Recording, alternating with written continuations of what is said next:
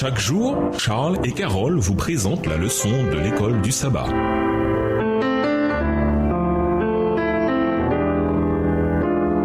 Bienvenue dans votre émission. Dieu nous parle. Nous sommes de jeudi, le jugement et le caractère de Dieu. Lisons Romains 3, les versets 21 à 26, Romains 1, les versets 16 et 17, Romains 5, verset 8. Que révèle sur Dieu la rédemption sur la croix pour le pardon de nos péchés? Romains 3, les versets 21 à 26. Mais maintenant, sans la loi, est manifestée la justice de Dieu à laquelle rendent témoignage la loi et les prophètes. Justice de Dieu par la foi en Jésus-Christ pour tous ceux qui croient. Il n'y a point de distinction, car tous ont péché et sont privés de la gloire de Dieu. Et ils sont gratuitement justifiés par sa grâce, par le moyen de la rédemption qui est en Jésus-Christ. C'est lui que Dieu a destiné par son sang à être pour ceux qui croiraient victimes propitiatoire afin de montrer sa justice parce qu'il avait laissé impunis les péchés commis auparavant au temps de sa patience, afin, dis-je, de montrer sa justice dans le temps présent de manière à être juste tout en justifiant celui qui a la foi en Jésus. Romains 1, verset 16. Car je n'ai point honte de l'évangile, c'est une puissance de Dieu pour le salut de quiconque croit, du juif premièrement, puis du grec. Romains 5, le verset 8. Mais Dieu prouve son amour envers nous en ce que lorsque nous étions encore des pécheurs, Christ est mort pour nous. Le pardon de nos péchés implique deux étapes dans cette médiation de Jésus dans les deux pièces du sanctuaire céleste.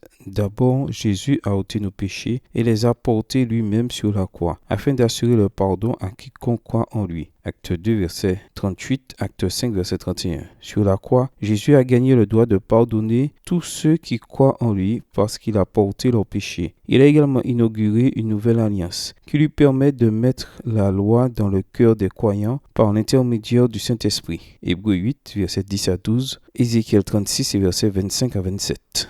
Une deuxième étape dans le ministère de Jésus consiste en un jugement, l'instruction du jugement, qui était encore à venir du point de vue d'Hébreux. Hébreux 2, les versets 1 à 4, Hébreux 6, verset 2, Hébreux 9, les versets 27 à 28, et Hébreux 10, verset 25. Ce jugement commence par le peuple de Dieu. Il est décrit dans Daniel 7, les versets 9 à 27, Matthieu 22, les versets 1 à 14, et Apocalypse 14, le verset 7. Son objectif est de montrer la justice de Dieu dans le pardon de son peuple. Dans ce jugement, les archives de leur vie seront ouvertes pour que tout l'univers les voie. Dieu montrera ce qui est arrivé dans le cœur des croyants et la manière dont ils ont accueilli Jésus comme leur sauveur et accepté son esprit dans leur vie. En parlant de ce jugement, Ellen White a écrit « L'homme ne peut lui-même réfuter ses accusations. Dans ses vêtements souillés de péché, confessant sa faute, il se tient devant Dieu. Mais Jésus, notre avocat, plaide efficacement en faveur de tous ceux qui, par la repentance et par la foi, lui ont confié la garde de leur âme. Il plaide leur cause et défait leur accusateur par les puissants arguments du calvaire. Sa parfaite obéissance à la loi de Dieu, même jusqu'à la mort de la croix, lui a donné tout pouvoir dans le ciel et sur la terre. Et il demande à son Père